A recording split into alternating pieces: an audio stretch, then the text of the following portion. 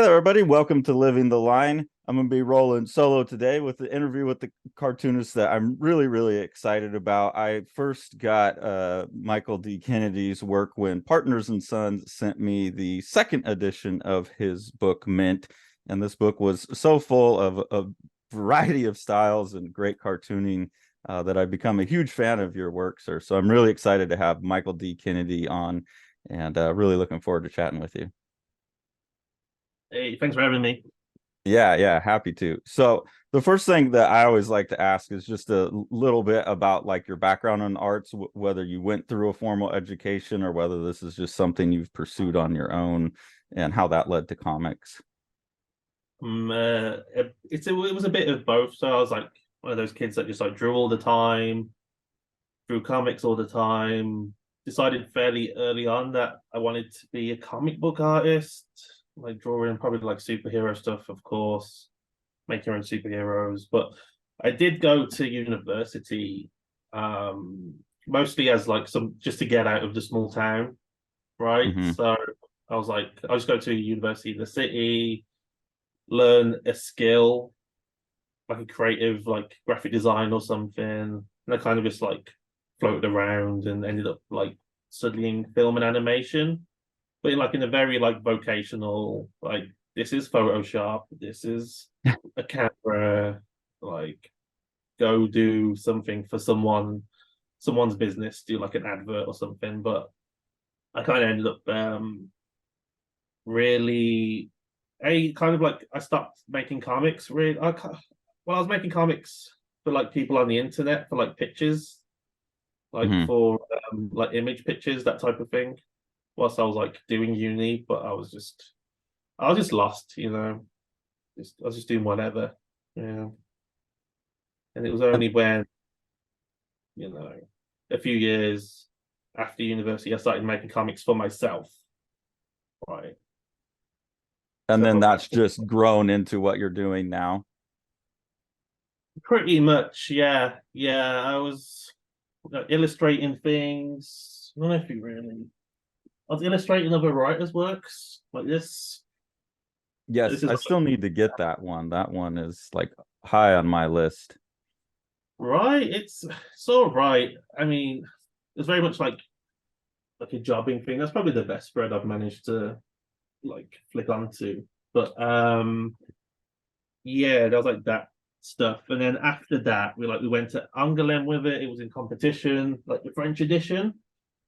And then after that, I just was like, I need to do my own stuff because it was really hard to kind of capitalize on that type of work in the current like comics climate, you know?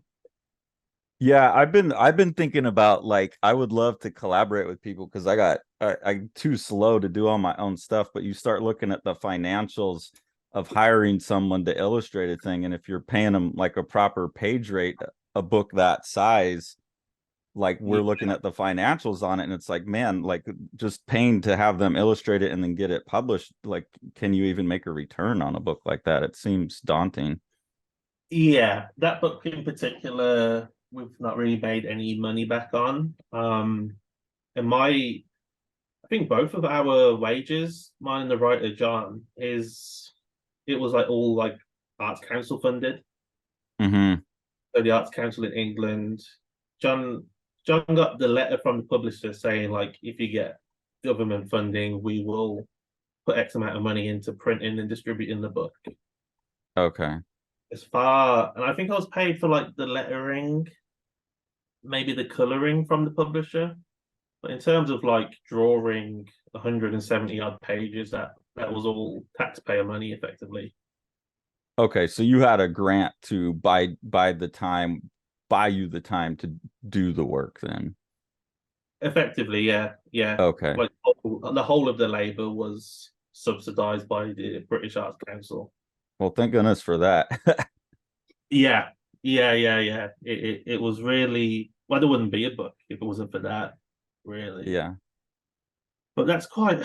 But I feel like that publisher, Self-Made Hero, I think a lot of their work is funded that way. And they also do a lot of like translations, so it's kind of yeah, they can kind of thrive in that in between zone of like government cultural initiative. You Yeah, and know, when you get translation, that's one thing that like I don't know anything really at all about it, but just talking to Sean, the other half of Living the Line, who's doing a convention this weekend.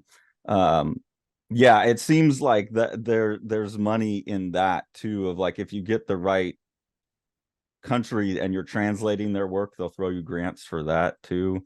And I think that's why you see a lot of like Drawn and Quarterly and stuff doing these translations and things, is those are grant funded translations oftentimes. yes, yeah. There's always a lot of like Gene Kubrick's a lot of whatever Canada's grant program is to get thanks. You have to Mm-hmm. like get them in like the back of the book. There's like a little Yeah. logo for it. Yeah. Oh well, it is what it is, isn't it? It's very.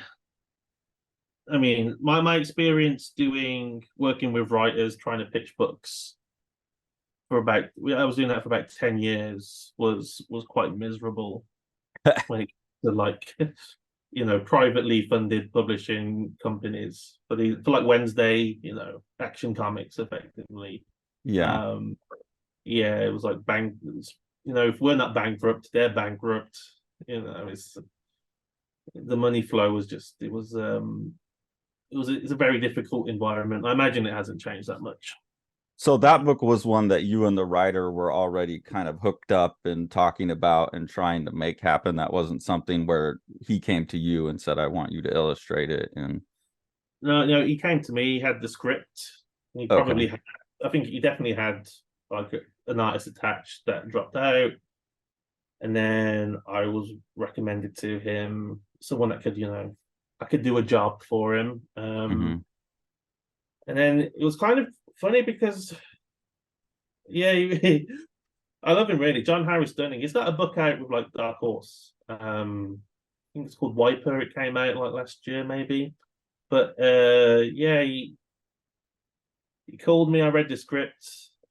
Like this was over the course of a weekend, and he was like, "Well, I'm meeting the publisher in Angoulême on the Monday, and I need to have like a writer attached type thing, like an artist attached."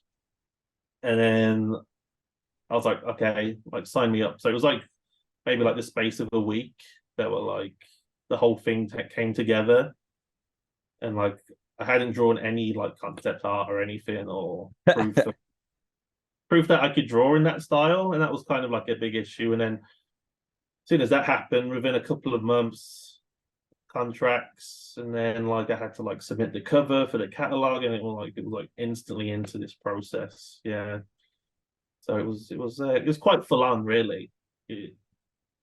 Statistically speaking, that book shouldn't exist in the world. I think with everything going against it, Well, I think that's the majority of books, right? They're all statistically speaking shouldn't be there. There's just some of us that are really stubborn and we kind of just foolishly bulge through all of the barriers and like, yeah, well, we made it happen anyways. absolutely. Yeah, I imagine so. Say with your comic, the abolition of man is. Would you say that was a similar like issue where you had to really force it through into the world? No, I mean that's pretty easy because like, Sean is living the line. He's all that there is at living the line. He does everything himself and Oh, we're okay. obviously in constant communication. So that was really like uh especially because we knew we could release it as floppies, 5 issue floppies.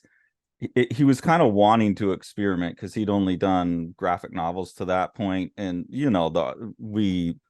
if I hadn't had like a computer crash, we probably could have got all 5 issues done in a couple weeks because of the AI, and so Yeah, that one was pretty like there wasn't much risk in it. Let's put it that way. Like you're not paying that much to print like a 24-page floppy comic and stuff. The graphic yeah, novel was a little bit more like will it happen or not, but when you use crowdfunding then you kind of get your answer, like we either have the money to print it or not. And the content's all there, so it's not like like, oh hey, I have a 170 page graphic novel, and this is going to take someone a year and their half of their life to draw, and we need to find money to make sure they can eat. Mm. Plus, like, I teach full time plus, so I'm financially stable, and so me and Sean are lucky in that we kind of get to do, or I guess I'm lucky in that whatever hairs up my ass, I have a venue for it. Um, Yeah, and that venue has a Kickstarter component, and that venue has the diamond component. So there's like automatic distribution built in, which is, I think, the really tough part. yeah. The distribution. I mean, it's a part that I actually enjoy. I like. Obviously, I'm doing nothing anywhere near like diamond, but just that aspect. As much as I enjoy it, it is like for me to get, say, like 3, 4 packages out to retailers like brick and mortar shops. It's like Mm-hmm. it's a few shifts. It's a lot of time and energy, and it's there. I'm really doing it for the love of it. I could be a postman. That's I could get a job. I know too much about the postal system. Yeah. But do you get, I don't know, I get a kick like when we were doing the Kickstarters, or when we're selling stuff and I have like extra copies around and someone wants like a signed one or whatever, so I have to ship it rather than Sean. I always get a little bit of a hit, like, I don't know, like I'm often on the other side. Like, you send me a package and I'm like, oh, I got that book, and I'm opening it, and so I always get the hit the other way. Like, I feel that direct connection to the customer when I'm packing it up and writing their name on it, and like I know they're going to be excited. Yeah, I love that bit. I love the packing. It's yeah, I like see, I just get better at it, and then like I find like a better bubble wrap or something to wrap 20 bucks in, and then yeah, those things I find very satisfying. Too much perhaps, but then there was this funny thing where I'd been doing mint and sending it out for a couple years, and then like Christmas came, so I was like, obviously I'm gonna wrap the presents for everyone, and I'd wrapped it like like my mother-in-law's Christmas present so effectively she like couldn't open it on Christmas Day. And everyone was like, Mike, why have you like done it like this? And it was just like the most like solid wrapped in paper thing. So I still use parcel paper and like bubble wrap and stuff. Um, so yeah, that was quite. I knew I was a good mailer when I when my mother-in-law couldn't open it. You're like, listen, family, you don't understand comic book collectors. I have to ensure that this shit gets to them in pristine condition. Yeah, that's what I said, and I was like, oh, whatever, like, it's like just has to cross the Atlantic and not. And they come in all kinds of conditions. Yeah, for sure. So Mm. talking about Mint, then Mint is obviously where I became familiar with your work. And you kind of referenced it with Tumult. That's the title of the graphic novel, correct? Yeah, That you were like, could I work in this style? And one of the things I immediately, besides the amazing, like, I mean, this is like self-published stuff with phenomenal production, is that in I mean, in all of your work, but in the second edition of Mint that I got first, like almost every page is a different style, a different approach, different production technique. And as someone who's really into that myself, like working in different styles, I'm really curious what motivates you to that, what the process there is. oh, that one. That's something I'm. Maybe it's like now I'm trying to like get rid of and just like stick to like certain tools. But I think again, maybe it's like that like childhood thing where you've just got like some crayons or some felt tips or something, and you know, I, I think a lot of the time there was never like an overarching idea that the art styles and stuff would mean something, Mm-hmm. but there was definitely an element of being like the issues here. It's like I did some stuff in like oil pastel, like that stuff. Yeah, yeah. As a cartoon, if I was to redraw that in ink or like light box over it, it would never look as good as that. Yeah. It'll never have like that energy. So it was, I think, maybe the reason I started self-publishing, where it was because I had these things in like different stages of like pureness of cartoon expression. That's like a corny term to use, but I just wanted to protect that for whatever I did. That it was like it's not going to get better than this presentation of it. Hmm. That's that was a driving factor, really, especially with that early stuff, because it was like very much like I just couldn't. I'd never be able to like ape something done in oil pastel, or if I'd done something digitally and it becomes so polished, Hmm. like I couldn't do it less than either. Like I couldn't, reproduce it in on Bristol board type thing. And you Yeah. were afraid that if you went, like, if you didn't self-publish it, that people would start asking you to make it like, hey, can you squeeze this all into one more easily managed style? Or Yeah. Well, I think the whole so yeah, that's always going to be an issue. It's always going to be um a challenge, but I think that was just like one of many challenges, because just the obstacles to me getting something published anyway that I've written and drawn were like so high that I just need to like remove any kind of middleman and yeah. just click and print, to be honest. And it was just about like what it is, what it is. Um and I think eventually over the course of the series I did just end up just becoming like a conventional cartoonist, really. I just was like, oh, I'm just a pen and ink guy, really. Um so yeah.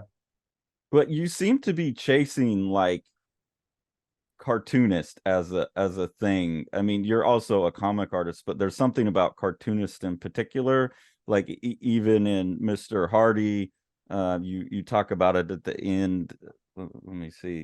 You're saying that you're like chasing your own idiom, basically, I think, if I'm Yes. Yeah, that's a big thing for me. Um yeah, like I want what I do to be like as like like a written language almost, or like a picture. Like I like, like Seth and stuff. It's like, or even like Mouse, where it's almost like a printed.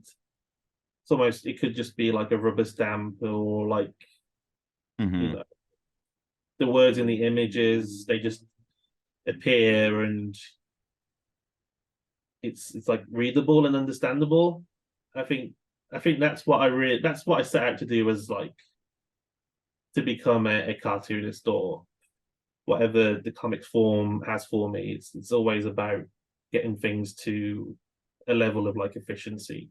Um yeah, so I guess with the different styles, it's like figuring out what tool is I can achieve that with. Does the story at all drive that? Because even in like the new stuff, like Biffa, how does Yeah, Biffa. Biffa, um, you're still, it's like more down to the black and white, but there's still a variety of like more realistic, more abstract, things that have hatching on them and things that don't. Is Yeah. there like the content kind of just shows you what it needs to be in the end? Yeah, I think so. Yeah, like I'm a very I hate to admit, I'm probably like an emotional cartoonist, like if it feels right in that for that strip, it's probably gonna happen. And then I think I always do it, and then I go, all my work should be like this, and then the literal next strip is completely different. But like I'm seeing the progression where I'm using the same pens, the same type of paper, and then I can see over time it in my own work. I can see the consistency of choices. Um, Yeah. but then sometimes I don't know, like the bike strip is just like it was done so like quickly and slapdash, and kind of like Senpai. It was like a tribute to Senpai, the Hmm. French guy. perfectionist. Um, so like I do stuff like that, and then it kind of just derails any kind of progress I have. It's just that's just the way it is. I wish I could be more. I'm trying to be more consistent, but it's I'll always like I'll always zig on myself. You Yeah, I'm the know, same way. It's like a restlessness where as soon as I get too comfortable in one mode, I'll start seeing like because no matter what style you work in, there's something you're not attending to. Like I spent so long working in line, and then it was like, man, I wasn't attending to shape as much as I should be. So then you're like, okay, I'm gonna go attend to shape, and then inherently you're like losing line, and it's I don't know how someone can get all of the things over the course of their life that they've tried to attend to into one cohesive kind of approach. I guess that's the goal for us all. I think so. That's what I ask myself like every damn day. I'm just like, how do I get this all into one perfect expression? And then, I think maybe it will happen over time, but I'll be just like way older than I want to be. Maybe, Yeah. you know, I don't know. And then I think there's like a lot of issues, perhaps in publishing in general, where, you could say, so like, I love George Harriman. I've studied him a lot. Hmm. But like at the minute, all you can really get is Crazy Cat and Crazy Ning that stuff. But you can't get the other strips he was doing sometimes at the same time as Crazy Cat, which were Yeah. different stylistically. But you know, the publishing output so far, which is like curated and whatnot, and decided that's what people only want, is just like this one very perfect vision. When at the same time he was like drawing like the kind of like the more vaudeville guys in baggy trousers type Hmm. comics, hitting each other with mallets. I think he was still doing some of that and trying to make money through that. So it's like that kind of debunking. Whereas like I have to, not only do I struggle to find like a consistent cartoon like language, picture image, picture word language, but I also spend my spare time like proving proving to myself that other cartoonists don't have like a perfect picture text language. Yeah, that Yeah, they also are swerving. yeah, they're wildly careening from side to side for like their whole lives. Yeah. Yeah, do you Yeah. think there's any value in the fact that Crazy Cat's the one that stuck is evidence that whatever he was doing there was the more pure thing, and the other stuff, the reason we're not as exposed to it is because like he reached some type of like as perfect as he could get with his life experience in that format? Or do you think it's just like, I don't know, there's a lot of bands I like where if you ask the public, they'll tell you, oh, this is their best song. But as someone who likes the band, you're like, fuck that. There's like 20 other songs that are way better. Hell yeah, yeah, yeah. Exact same kind of thing. Yeah, I find, yeah, like the other Harryman stuff, I've got some examples that were like reprinted in the 80s. I tried to dig it out, but it isn't as good. It just isn't. But does that mean it doesn't deserve to exist? Yeah. And I think when I started self-publishing, maybe that was the kind of idea. It was like, well, I'm doing all this work anyway. It should be read by someone. Like I don't have a massive readership, and but it deserves to be printed. Um, does it deserve to be reprinted? I don't know. you know, Yeah, that's the time will question, tell. isn't it? Yeah, it deserves to be in print, but does it deserve to be reissued in a hardbound thing? But I appreciate that about your work because I am and I even said it that there's I recorded a review of Mint, fucked up the release of it apparently, but now I've got the remastered version with the actual footage of the books in there. But during that, I was saying one of the things that was really fascinating to me about Mint, because now I have the second and third edition of number one, is they're almost completely different books.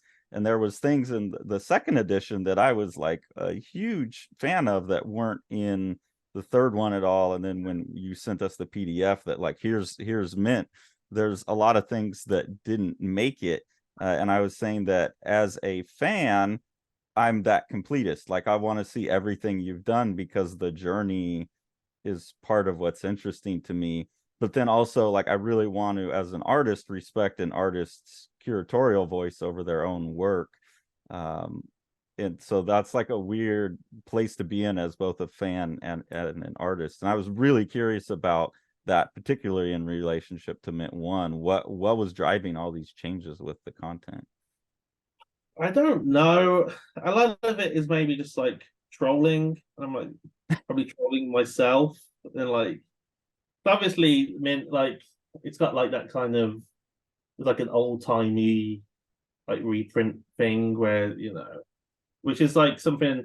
So there's like books like this. Have you seen this? No, I need to get that. I literally only printed like 50. I might have a copy for you, but it was like they're literally just two strips that I did, and then what I ended up doing was like obviously scanning. It's about like the sports star, and it's like you know, and I really just took the design from like French editions of like Robert Crumb stuff, where Mhm. they managed to package it so nicely and then like effectively upsell it. Okay. And I just like, and for me, it was just like a fun thing to do as a print exercise, and I like the format. It's like old timey strip thing, but that's a lot of it is me maybe just playing designer and being like, oh, I just want like a nice uncoated comic with some things in. But with Mint, that first issue, a lot of it. So have you got the very like original one, which is like this big? No, I've not got that. So there was some you You've got, you leave a you've got this note. one. I've got this one and this one. Yeah, so the very, very first one is full of a lot of this content that's in there in the other editions. But there's a story in there about a girl who's like an actor and she becomes effectively like a blackface minstrel, but for like ducks. So she becomes like a blue, like a duck face minstrel. Yeah, okay. Um, so I did that and I was working on that from like 2018 to like 2020. And it was like a very like the thing I had built up in my head for it to be was like it's like Ishmael Reed, Thomas Pynchon, postmodern satire, very like super like 70s postmodern thing. And I did the work, and then I realized that's like it was just like an insane amount to do. And I like obviously overcomplicated it. There's like some little strips here where she's just like Hmm. gradually turning into a duck. That was the point in the comic. She would gradually go from like human and she'd like dye her skin blue and she'd like gradually turn into like this like little blue duck. And the best of those strips went into the original Mint one. And then I did that, saw how it looked in print, felt really bad, Hmm. and then took it out. And then the second edition, the second edition ended up featuring like the Mad Lad character. Yeah. The character, she's still in it, but in like I just didn't like torture her on the page. I had this whole thing about so I was like so deep into cartoon minstrelsy, like blackface in comics in that like the early 1900s, and it got to the point where I was like that kind of mentality was quite it was just hard to deal with. So I just like took it out of Mint, and I was like, I have the opportunity to make something very happy and joyous Okay. and less cynical. I think less, yeah. I just became less cynical as I was reprinting the first issue to the point Hmm. where it becomes something else, right? So that's really also I'll turn my phone off, but that's really what the issue was. That's why it was guilt mostly. Okay. Long story short, guilt. So that kind of leads to like Mint is a like eh, I did not understand it until I got that PDF because I was missing a key component in missing issue 2 that I didn't have in print. Because I got it, I know it's supposed to be like a sci-fi, and then I get issue 3 and it's like just a sketchbook, and it took me a while to put together the pieces once I have issue 2. But like one of my biggest takeaways from looking at it is that you're I'm not sure exactly how, so I'm curious, but there seems to be either or maybe both a criticism of representation of blacks in comics historically, but also, and what you just said makes a little bit more sense now that you try to get past the cynicism. It seems like there's an attempt to write a new future for what black cartooning would look like and what that language would be. Is that? Yeah, that was yeah. It became like a utopian thing where I was like, how would it look if you know I've acknowledged it. I've acknowledged the history and like how can I personally move past that to make alternative comics for adults that concern those issues. Yeah. I think 1.5. Have you got that one? Yeah, yeah. I feel like that stands up to be like the most, yeah, at least aesthetically. Like I think that is um what I wanted to say. I think it happened there, and also in Mint 5 as well, in the very last one, because I went from the story arc in Mint 5. It just basically ended up in Peanuts. It just ended up in like a strip cartoon. Um, Mm-hmm.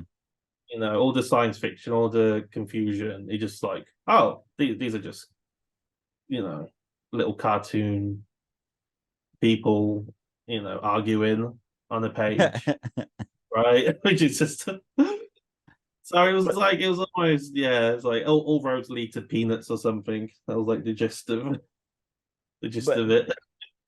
but one of the things that's really fascinating about Mint, and that you kind of acknowledge it, I forget if I think it's in one of the Bifa cartoons you're talking about, just trying to pitch a strip to the New Yorker or something, and immediately it spins into this like gigantic, complicated thing. And Mint kind of has that like really layered, like I'm not sure, is this because you use the term Afrofuturism, so is this a world in which we have the history that we have but we've moved past it, or is this a world where the history never existed, or there's implications that we're actually in some kind of virtual world where there's like power to rewrite or override, Yeah, but then you still have like segregation and all of this within it.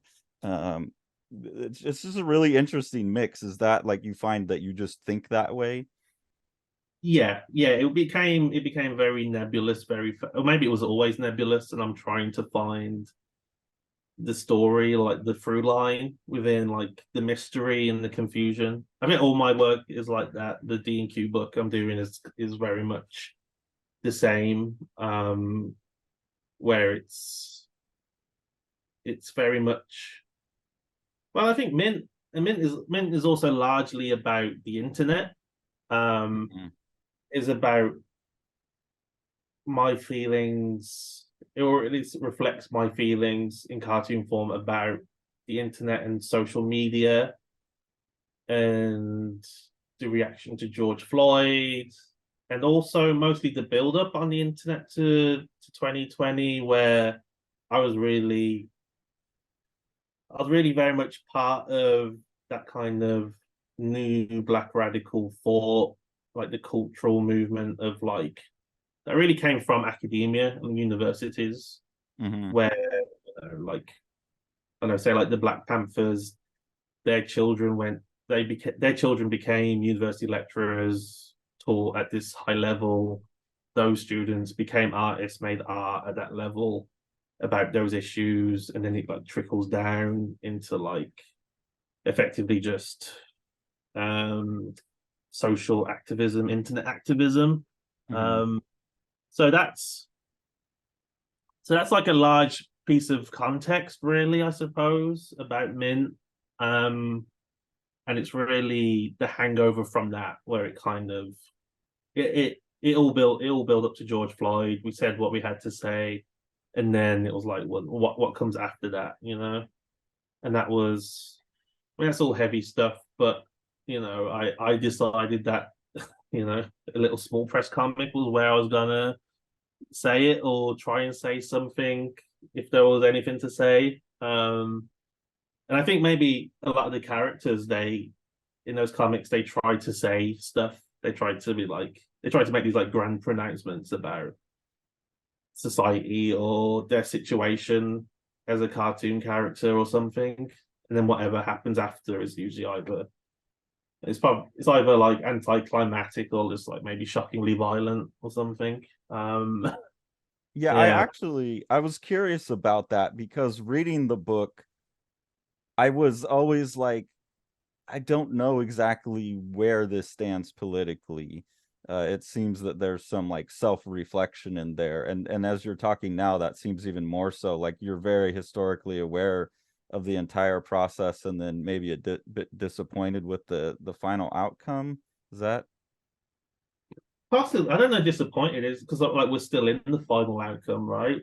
Yeah. My my body of work will be the final outcome of you know the migration of Caribbean and Irish people to the middle of England in the 1940s and 50s. That's Hmm.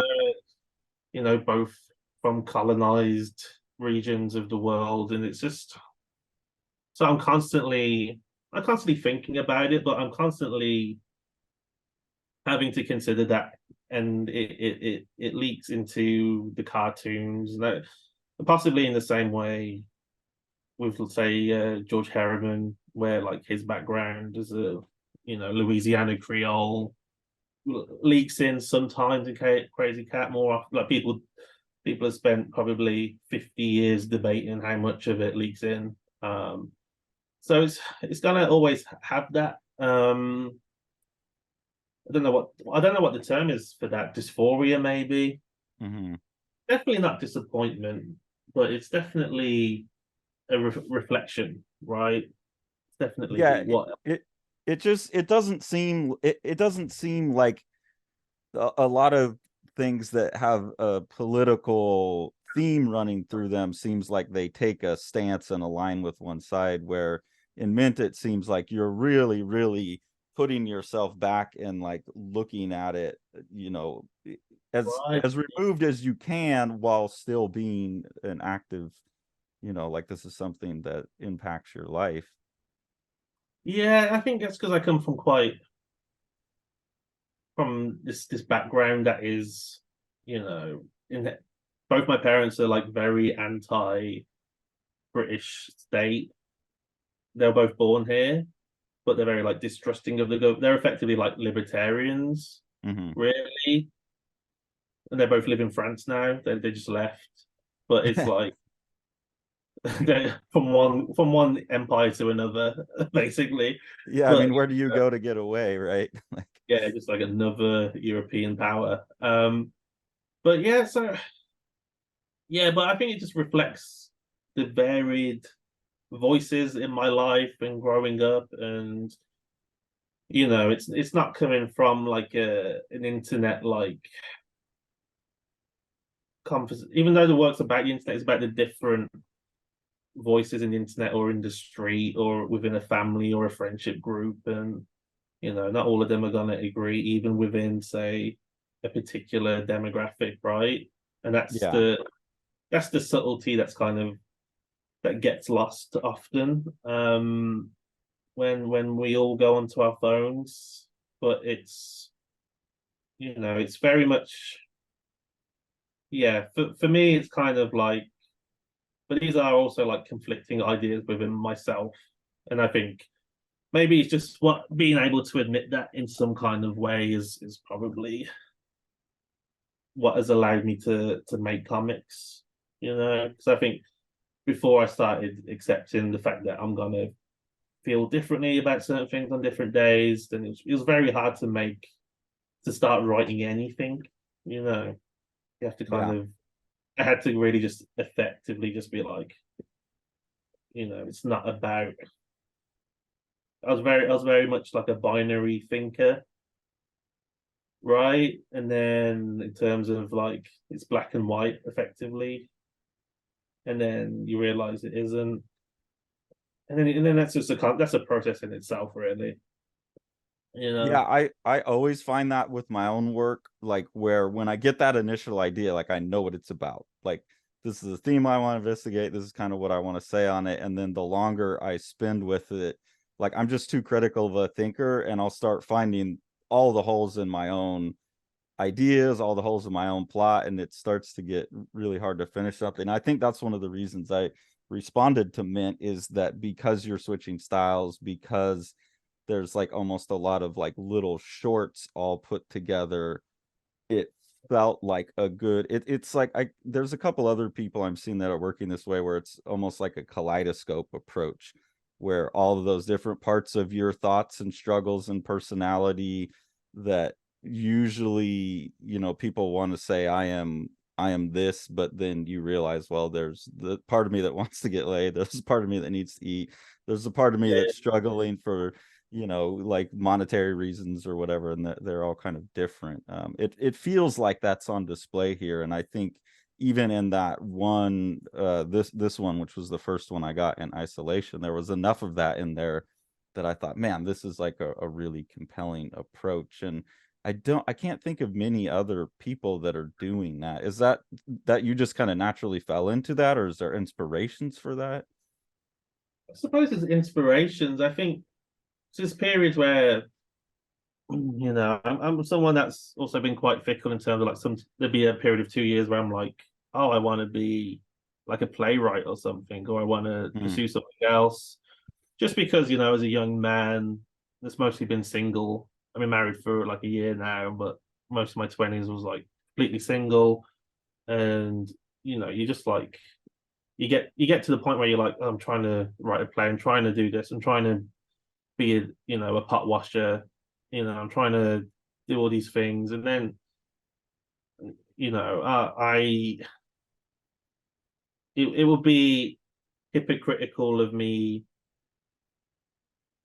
to be to kind of react against that and then be over someone's head and not hmm admit those things, or there's elements to in Mint, like especially in the last one where they get so politically charged and they just debate politics within Safari, within this little space they're in, whether it's a real space or a virtual space or like an internet space or whatever. And they're effectively going to war where it's just like, there are periods just before I made the comics for Mint One where I was just like, oh, maybe I need to go to war or something, or join the army or whatever. It's just it's just like the logical conclusion of a straight male in their like 20s living in like a world of decadence that like has no place for them. It's just like yeah.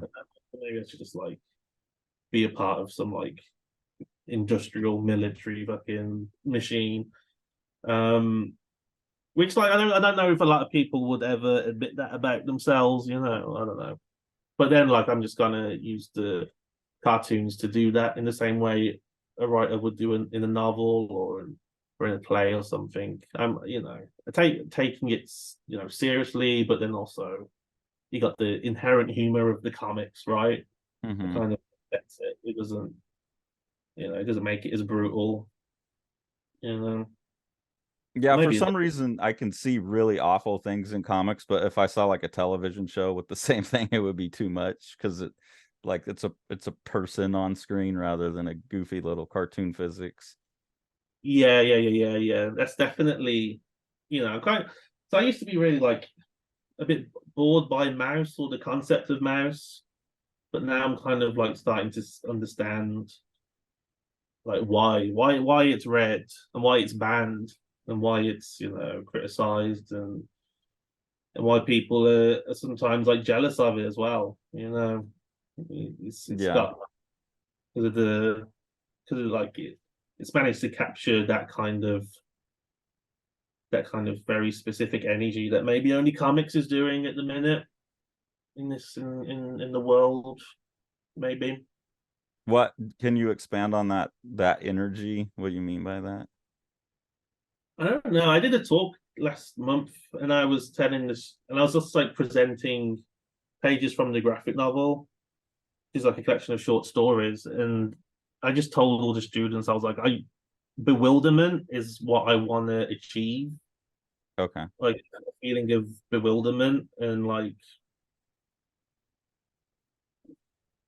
not confusion, or maybe confusion, like a profound confusion or something about the thing they're reading or like their experiences after. I'm not sure where mouse comes into this. I'm trying to like figure that out at the minute because it doesn't see obviously it presents things very plainly to you, but in a way you've never had I've or at least I've never had them presented before. Mm-hmm. In terms of like memories or experiences.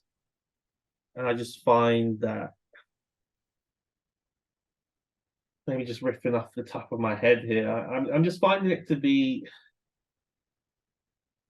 like important, like Mm-hmm. you know, and not and neither not in I don't it's not like the new I don't know, Clouds book where it's like masterpiece or something. I don't think that's necessarily like a masterpiece because it was done with like pen on paper, like Sharpies or whatever. Yeah. But like as a I don't know, it's a tough one. I have to get back to you on that.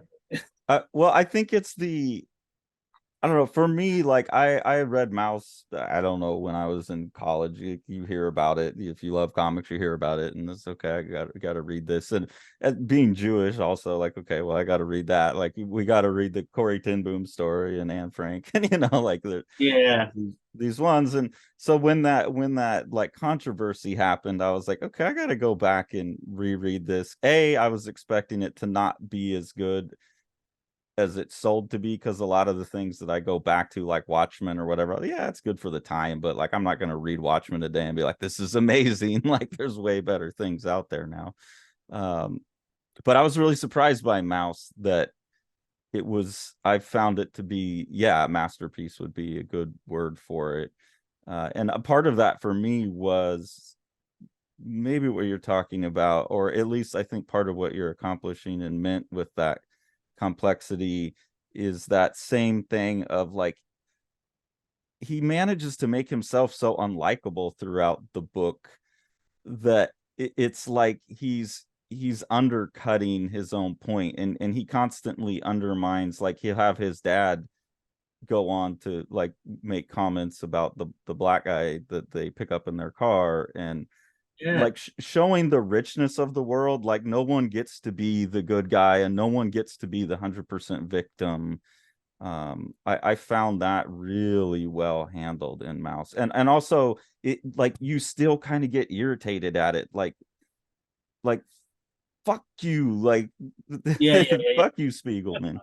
Yeah, for like telling it how it is. Yeah. That's exactly. Yeah, that's what. At least generally, well, I mean, it's hard to obviously talk about the D and Q book because it's like doesn't exist, so it's hard to really inflate. But it's really about what Mace does. I think it's about dignity, right? And that comic book characters, cartoon characters, they can have dignity and they can have flaws and interior lives. Like that's what I believe. And I think Spiegelman believed it with Mouse, whether that's through and that's either through like autobiography or like, the fictional autobiography. And then I think I think that's, yeah, it's about like those like dignity and like the last ditch feelings when you're at your last moment. So like I'd love I just want a cartoon that, and I think Mint is probably me maybe in like some kind of last ditch attempt to express myself, and then the characters are trying to express them like it's like their last protest before something happens to them. I think, yeah, bewilderment, dignity. Yeah, I think like trying to like put inherently human qualities into like effectively like a juvenile art form, or like an art form that's considered juvenile. It's like that makes it dangerous, right? Yeah. I think that's isn't that what they tried to clamp down on in like the 60s with like the parent association groups. So like these comics are like full of human suffering and woe, and that's I not the mean, last. I've been reading some of those EC things, and I could see where the guys at EC especially were they really were like they were pushing the limit to see what they could get away with. So it's no surprise that happened to me now looking back at it. It's like, yeah, well, you guys can't really be surprised that you were, getting Yeah, shut that's down. But I funny. think there is the This is one of my favorite things. I got it from like a car boot sale in the middle of like the countryside, for like £3. But this guy was selling this book called oh wow. Country, and this is like quite like a rare Fantagraphics book. So I think it's pre EC, but it's like a forgotten horror comics of the 50s, and it's got a lot of people that used to be in like EC as well that will go onto Wow. it. It's Wow. all like Bob Iger, Howard Nostrand. So I picked this up when I was maybe like 18, 19, and it like just changed everything for me, because it is that kind of, these are just people with like complex PTSD from World War II, just like drawing out some vision they had. I Uh, hadn't thought about that they were dealing with that in the work, and that's why it was getting kind of over the top in the way it is. That's interesting. yeah, I mean that's like I stole that from Klaus actually. He said that a few years ago, and then but it tracks with me, at least personally. But a lot of it is like suburban stuff, suburban fears, like getting pushed under a subway train. It's very much, and I love that type of stuff. Um, my friend Greg, he works at like Gush Comics in London, but like we had a thing where we were just seeing loads of like Winsor McKay strips and like Hmm. loads of like literature from like the Victorian era, like Dostoevsky, and there'd be like this recurring uh nightmare that a character would have, or a strip where a character would fall under a horse-drawn carriage, like in the middle of the Mm. street, and get like torn to shreds by like these massive wooden wheels and these horses.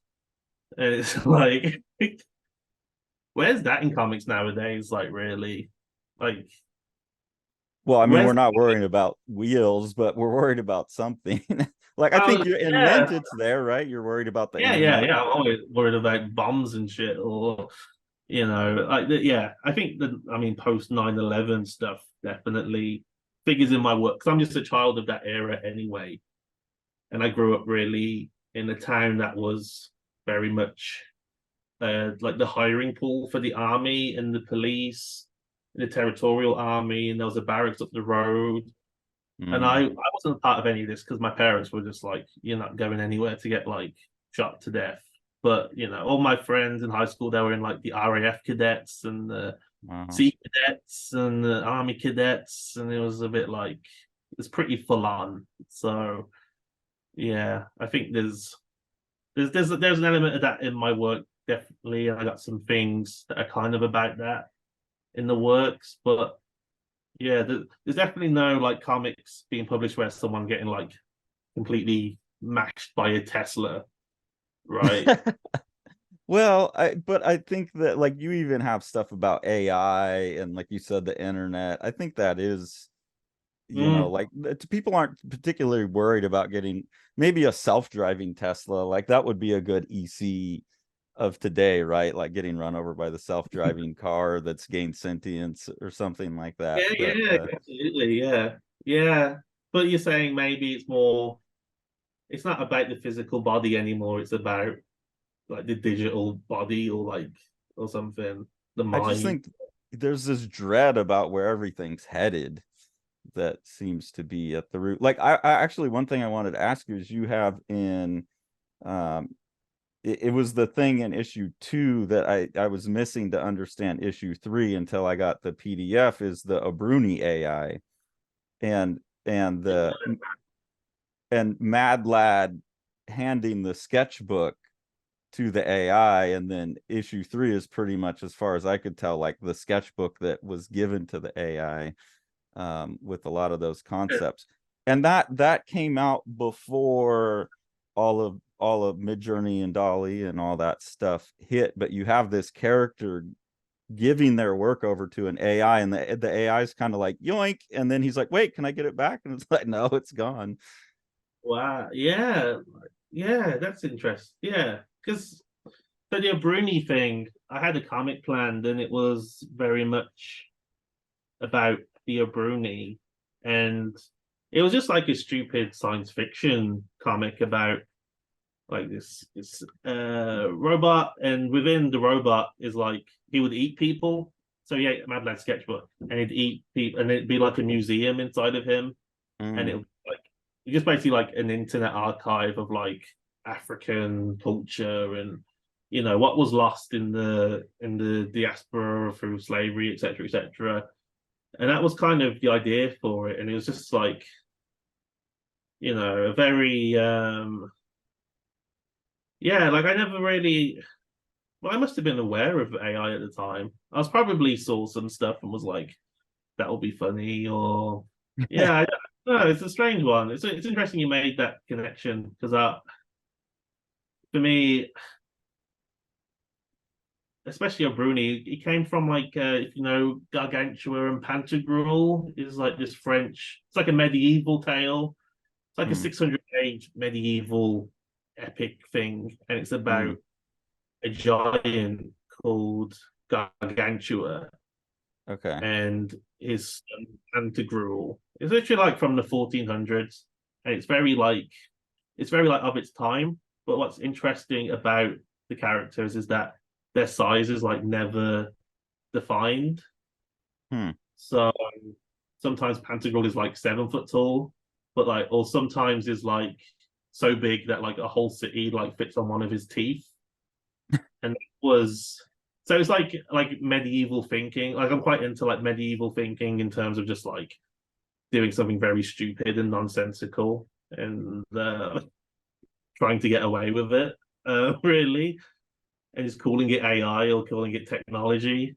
I mean, that's like I think a lot of the science fiction in Mint is from just having like a ridiculous idea. But then obviously that I scrapped that comic, the Bruni comic, because it became too big because Okay. it was too nebulous, and it was just a bit like I just felt like, what is this actually about? So I didn't. It was like too maybe it was too ahead of what was going on. I could probably do it now and have like a logical thing, but like as I was saying, like the feeling of like profound confusion. That's like how I was trying to make this comic was just like so I don't. My relationship to AI is very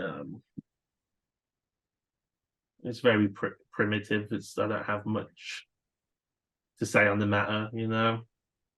Well, I like Yeah. that idea. You keep using the word bewilderment, and then you said maybe confusion. Nah, bewilderment, and like that's really interesting to me too, because like you mentioned the new Clouds work too. I just found that book confusing, and so I was like, I don't know, fuck it, I don't care, I don't like it. Like he's giving me no reason to care about solving his mysteries.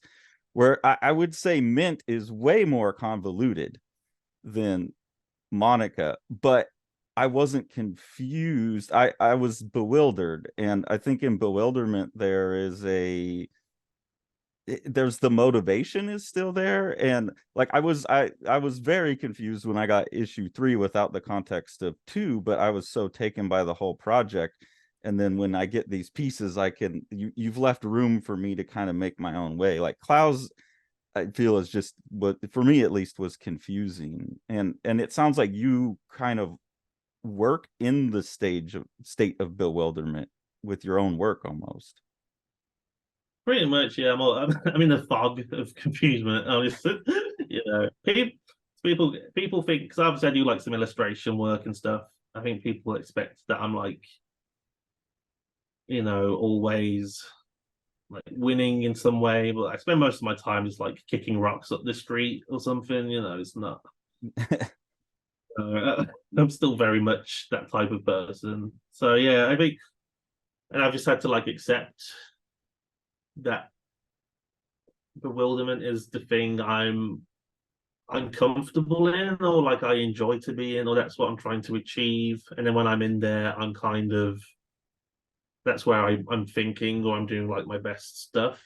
Um, so yeah, I think maybe my whole thing is about trying to put the reader in that state with me and being like, well, how do you feel about this? And do you feel the same way about this as I do when I'm like writing it or drawing it? Yeah. Yeah, it's interesting. It's interesting to say about Monica because I'm not. I mean, I really love Ghost World because it Oh yeah. has that heart. It has the heart within that kind of the atmosphere. Um, but I struggle with a lot of his stuff, you know. But I also really loved Wilson, so and that's pretty like on the nose. I'm an angry guy, right? So I don't know. But I think there is a real difference between, and this is something I struggle with a lot, especially earlier in my life. I'm struggling to get away from it, but I also have a degree in philosophy, and so I always early on was drawn to works that like had a point and made it, like a philosophy article would. And as I get older, I find those works not as satisfying as something like what you're doing, which is it's something where I get the sense that the author left the project with a totally different idea than what they started it with, rather than someone who just kind of doggedly held on to this idea the whole time and made their point and then left. Yeah. It's like definitely like definitely trying to like explore an idea as opposed to impose one on you. Yeah, Yeah. I feel like I have a very similar. There's some stuff I like. Maybe that's why I like comic strips so much. So like within the few panels, you can kind of have something imposed on you. But when you read Mm-hmm. like 200 strips, the cartoonists themselves have like naturally changed their mind or something.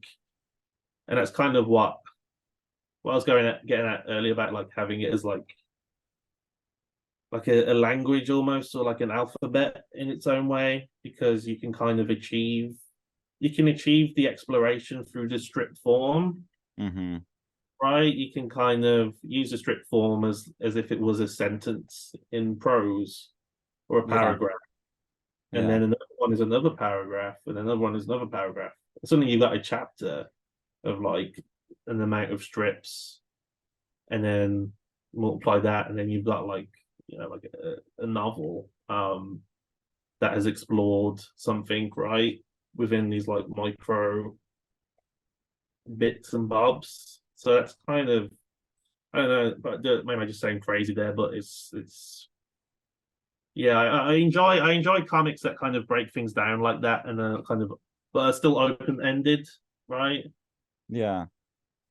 I've never thought about that. Like I I'm trying to think of someone, and I'm not the biggest like strict like I haven't read like the complete Peanuts or something like that. So maybe that's just my lack of knowledge. But the idea that a cartoonist who's working on that daily grind Mm. would also be engaged in an ongoing like discovery process where every day they can change their, is there someone like that out there that it really has like like one of the reasons I like Dave Sims Cerebus is because it's a 25-year project of a guy searching for truth in the public eye we may not like where he got to, but it's like this record of someone doing it. Is there an equivalent in a daily strip where someone's really evolving their thoughts over the course of the strip?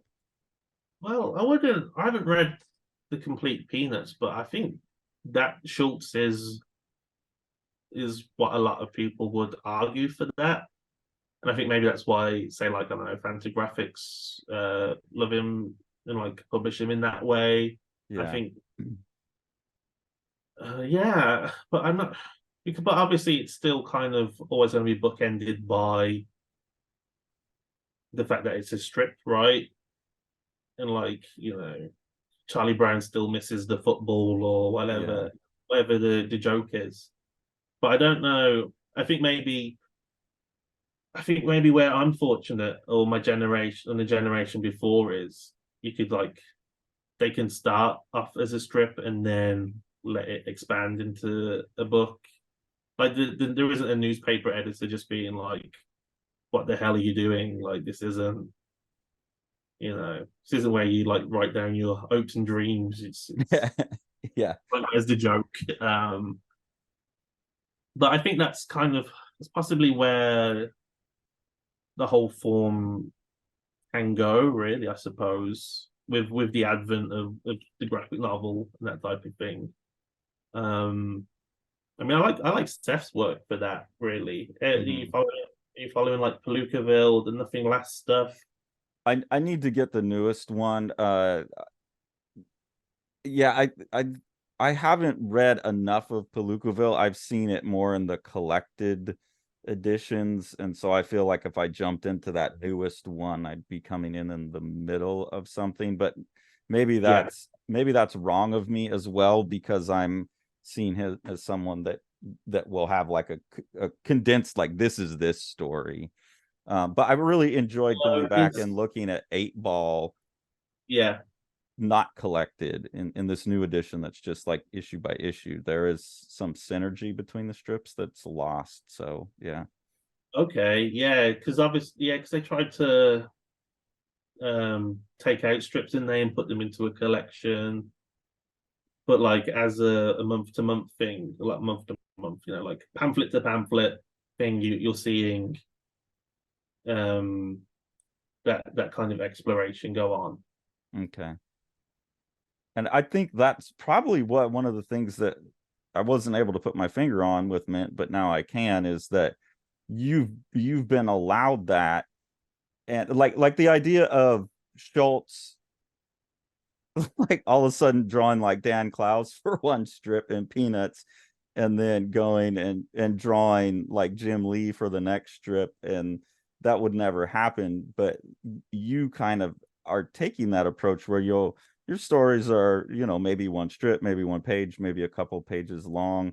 Each one is that condensed idea. There is some larger structure they fit into, but you really have no constraints on it. And as a future for the medium, I think that's why when I first got in that first like grab bag I got from Partners and Sons, it just stood out as like, this is one of the ones that's opening up a future for comics.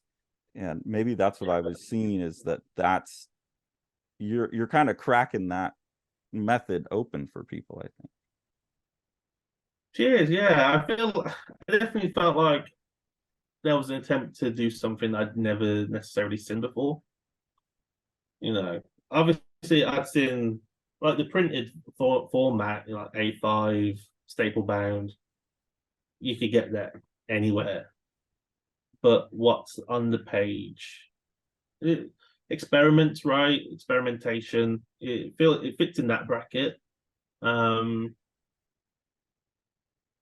but yeah, it's a strange one. It was, I think, when I was making it, because I was doing a lot of like commercial stuff on the side, like editorial stuff.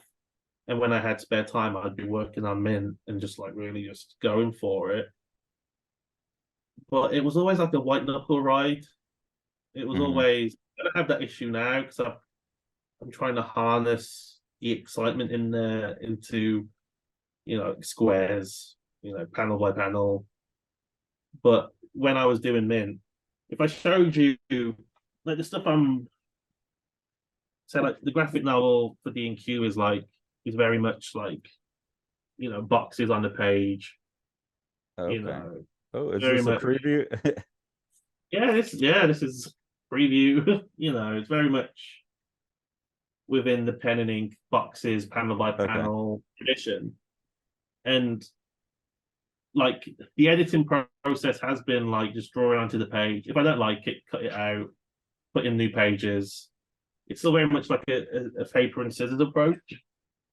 But with Mint, I don't think it's a different box. Basically, I've got a box here somewhere, and it's all just like loose sheets of paper and loose scraps of drawings that were just scanned in. It was very, and then it was all, a lot of it was really put together digitally, especially when it came to like the textual elements. Mhm. And it was very much, it was all happening at the same. There was never a plan. It was all happening at the same time, and then the end product is. I mean, it was hopefully a readable comic, right? Oh yeah. It was Yeah, hopefully totally. a readable, understandable comic.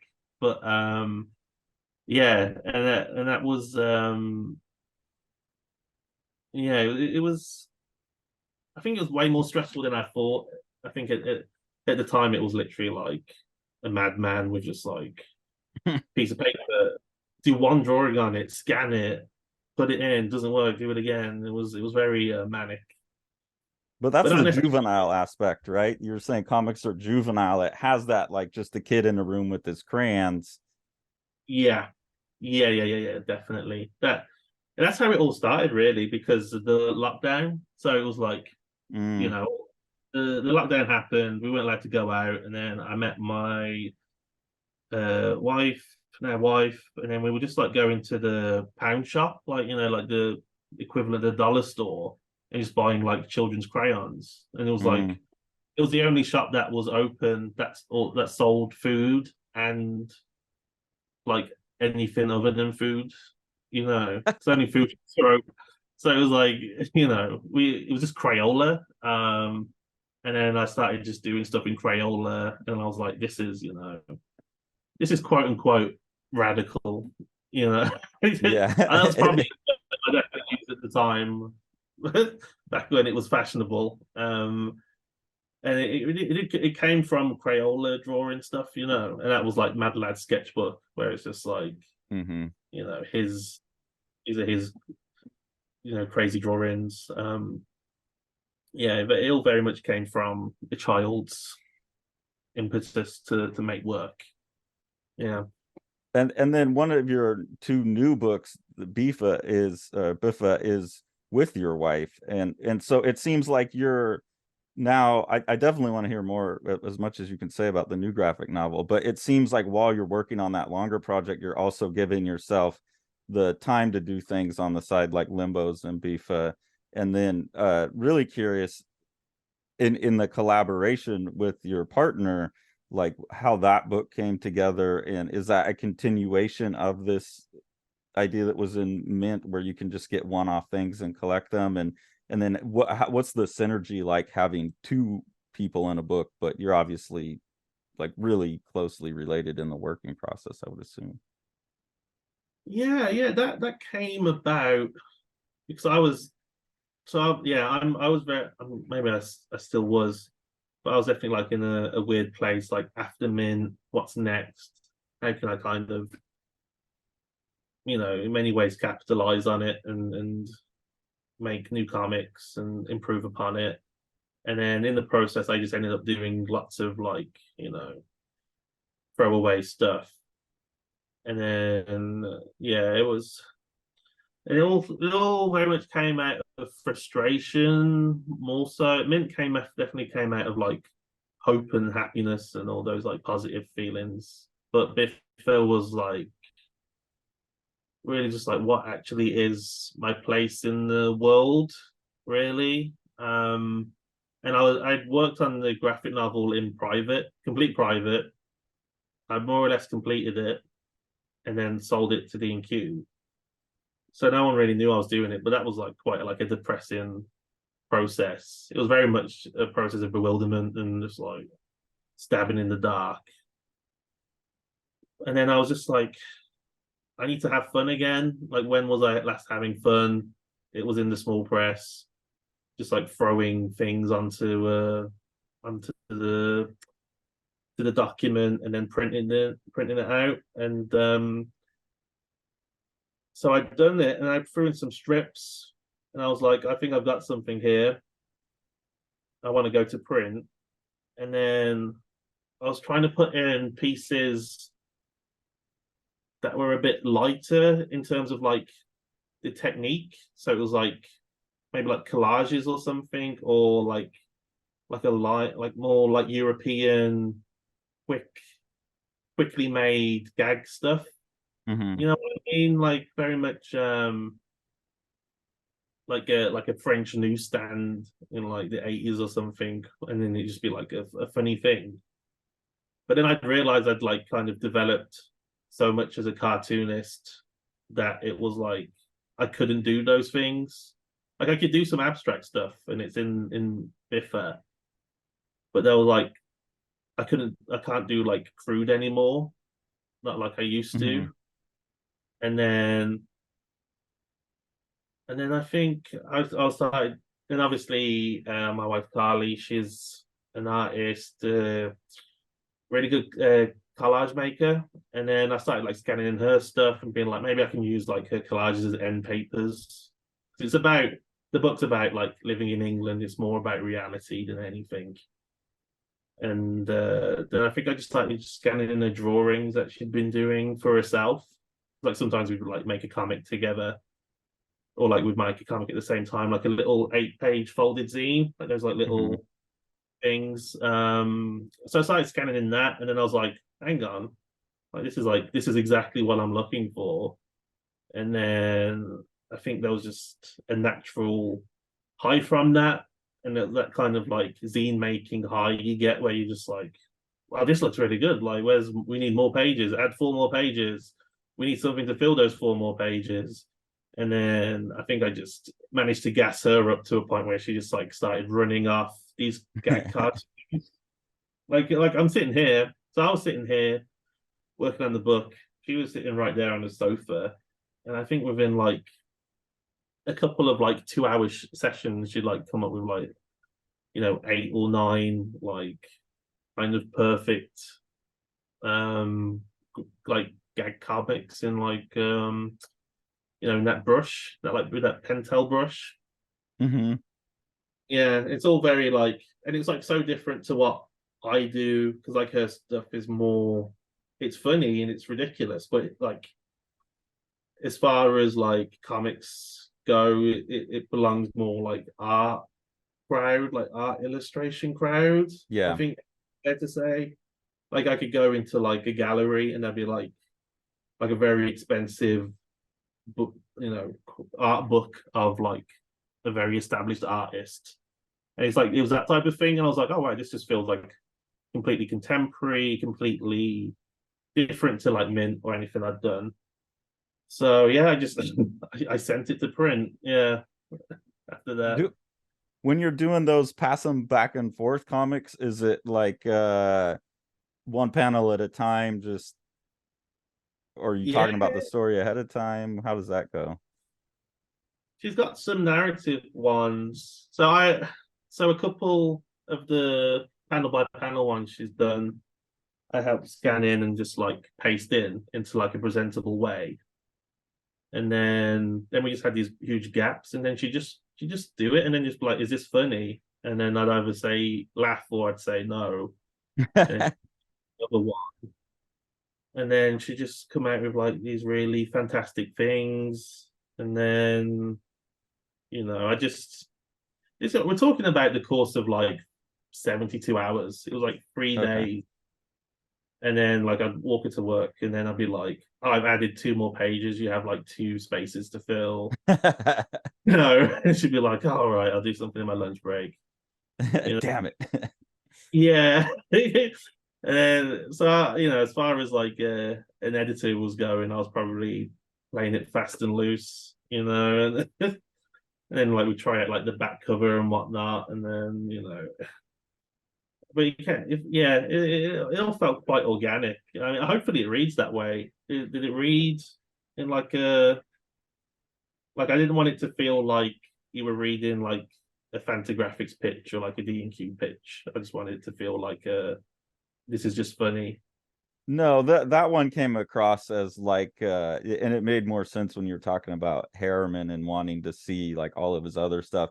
That one felt to me like a collection of just the funny things that had been, yeah, either passed between you two, or the kind of, I call them napkin sketches, like where you're just not really paying attention and you do it off to the side, and then you look around and you have, a collection of these in the house, and you're like, fuck it, I'm gonna put it together in a book. Like that's how that one felt. It felt like it was capturing, yeah, what you do when you're still making art but you're not working, I think was the sense that Yeah, came yeah, across. yeah. Except for the opening thing where you're talking about trying to get a New Yorker strip. That one almost read like context for me. Like, this is the tortured head state I get into when I'm trying to do real work, and then everything else after it is, that was kind of my takeaway. It's like, this is what I really want to be doing when I Right. don't. Yeah. Yeah, yeah, absolutely. Yeah, this is what I tried to do this year, and then the rest is like what actually happened. Uh, Yeah, well, me and my wife were playing, way more gratifying, and you even have like at the end of that 2-page spread there, like the drawings definitely, when you get to the clouds, they head much more towards the like kid with the crayon, like, okay, I'm done. um so I don't know, that was my takeaway with this one, is that it was just like stuff that just happened, and then it didn't seem like you were trying to make a book with this one. No. yeah, yeah, it's definitely like this is like two people having fun, and maybe that's different to something else that's on the shelf, possibly in the shelf. But yeah, it was quite fun. I feel like it opened something up for me where like I gave myself permission to do that, Hmm. as opposed to like always I don't instead of being like I have to always push the envelope or say something profound. I am also capable of just doing like a napkin stupid doodle thing. Sometimes it's Yeah. something like exciting there. Sometimes, Yeah, but yeah, well, and as someone who's like the OCD, like wants every napkin sketch, like that's really gratifying. Like, I got mint, which is like this more of a statement, and then I got this and the limbos, and I'll got to get tumult, and then whatever's coming next. Like I tend to see, I like to look at and follow careers rather than single books. So books like that work really well for me in that, when I get that interested in an artist. nice. Yeah, yeah, Can yeah. you can you say something real quick? We've been going for a while. I really appreciate the time. Can you say something? I don't know what the restrictions are on the new book. It sounds like you're done. You finished it before you got the. Yeah, all bar I'd finished it all bar one story, which was the title story. Um, and then so I'm working on that presently. And then there is like I changed one story in there to make it a bit more better, basically. But it's called Milk White Steed, and this is like a composition book I had. This is the cover for it, and then this is a print by Hans Baldung. It's called The Bewitched Groom, and yeah, so bewitchment, bewilderment. So that was really what started it. This is from like years ago, but the whole book, they're just short stories. There's about 10, and they're all much in the same way as Mint. They're about these characters, and it's about like their dignity or something, or they're speculative. Some are science fiction, some are like horror, supernatural, weird fiction. Perhaps is probably the most traditional label to give it, Okay. but it's quite a few genres, and they're quite yeah. It's a tough one to explain. I need to check in with D&Q and get like like an elevator pitch done or something, talk Yeah. about it. But like some, the characters, they're all probably black, probably. um, some are immigrants, some are like Caribbean immigrants in the country. Most of them are, some of them are like second generation, third generation, and they're really just at some kind of like last ditch, or they're like haunted, or they're on the verge of like transforming. In so like some of them are like they're like normal characters. They'd be what considered like a normal human in a comic book is like, but then they're like at this transformation point where they become a cartoon of themselves Okay. effectively, but that cartoon is a ghost, right? So it's like that process and the thoughts and feelings and processes to becoming that. And I guess again with that the profound confusion, like maybe they're becoming that or they're stepping out of that or something. So that's kind of what it's like, and it's very based on like British. It's a very British project. It's about Britain. It's very personal, but it's still fiction. And it's again like with Mint, it's something I just tried to do something that I'd never seen before, except possibly in like Garrow, like in like Suge's work. I really love Hmm. Suge. So I think he was like quite a big marker for me in making that work. Yeah. So there's like And that mysteriousness in the and there'll work. be, you said 10 stories, so it's a compilation of 10 stories or so. Yeah, it's a short story collection, effectively. Um, yeah, 10 stories. Some of them are like I think the shortest is 2 pages. There's one about 8 pages, but the rest are about like 20 pages, 30, maybe 40. So it's quite a big book. I got a spread. I'm working on the last story, which is very much, which is quite autobiographic, and it's like a mixed race person in the Midlands, just like trying to like they like don't really know why they're like haunted all the time. Mm, Uh, this is like Milk White Steed. Um, okay. so there's lots more opportunities for me to be more, say, like poetic or like get into the thoughts of the characters. I think that's probably what marks it differently from Milk White Steed, from Mint, is that it's you really get into their heads, and I really focus on that type of first person narration, but hopefully not in a way that's like boring or you know total bore to read, where it's just like I'm gonna I doubt it with your work. yeah.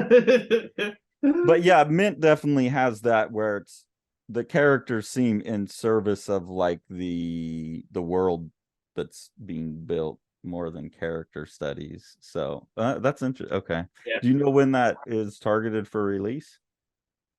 Uh, it's penciled in for 2025. I don't think we've got a set date, but I feel like it'd be like maybe like early 2025 that release. Okay.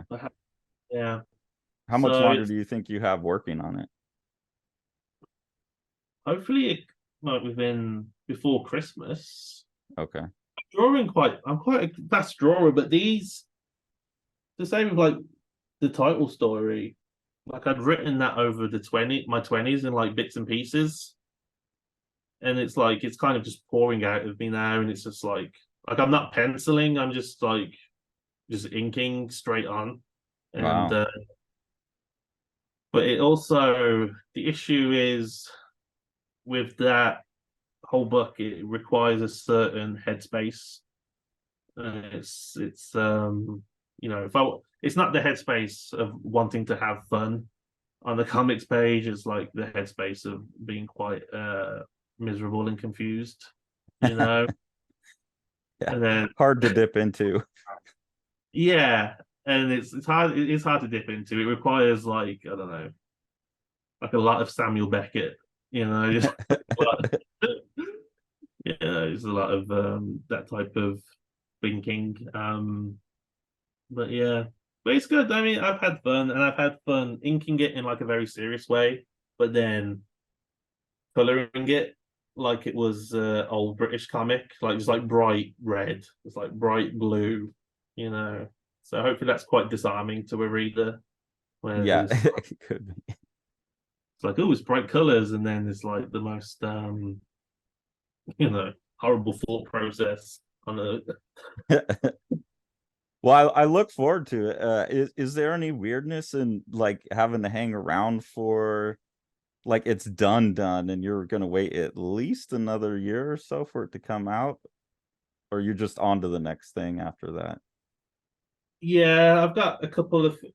So I sold the book in like the summer, and then I kind of immediately was like, I need to start another collection. So I've got like a lot of scripts and outlines already written over my 20s. So it's like I don't have like no ideas when I finish something.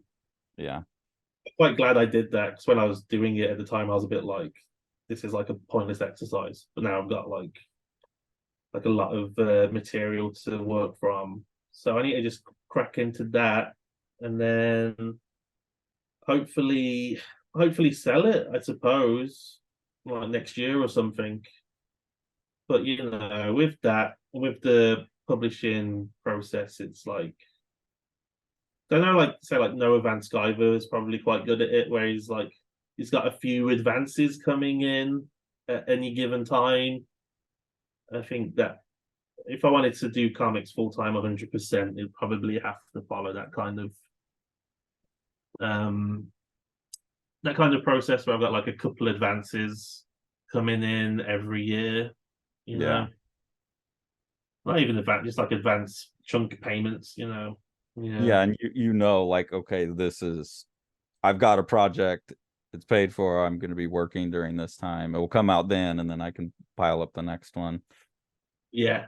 And the rest is just like staying healthy and like not not dying before the book comes out. That's like Yeah. Isn't that's a bitch, isn't it? Like once you get started on something, you're like, I gotta at least make it to the end of this one, or else yeah. like, yeah. I'm like about to cross the road and I'm just like I need to look like both ways. I got a book coming out with D&Q, so it's like I gotta see how that goes. Yeah. yeah, yeah. I want that little tour across like Toronto and stuff. You know, I know. Yeah, no shit. Do you ever have you hit that point yet? I hit it like a year ago, I think, where like you said you had all of these things that you kind of blocked out in your 20s as potentials. Have you hit the point yet where you're like, oh shit, I don't have enough life left to touch them all, and I know I'm going to generate like 10 more ideas in the next 10 years anyways? Yeah, yeah, yeah. Absolutely. Yeah, I'm like this is.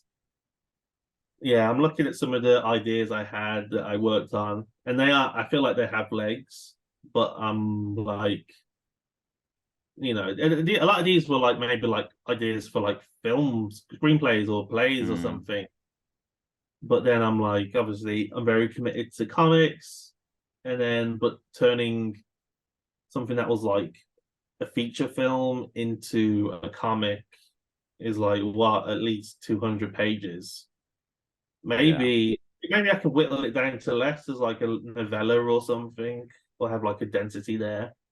But was yeah, I'm still looking at like decades and decades of work and just hoping that it's like the project, the idea for the story is isn't going to be like a fat like 500-page thing.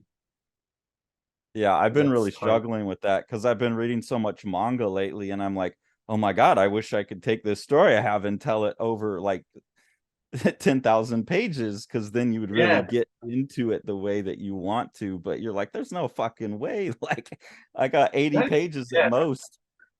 Oh my god, and that's what I mean. I love manga because they drew so small that I feel empowered to do the same, and it really helps to whack. I can whack out 4 pages when it would have taken me the same amount to do one type thing. Yeah.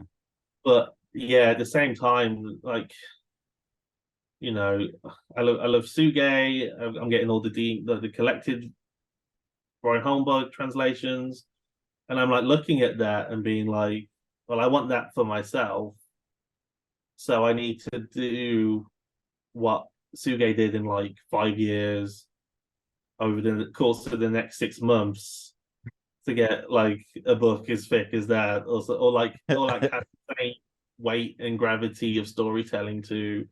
And that's like a lot of pressure, you Yeah. know.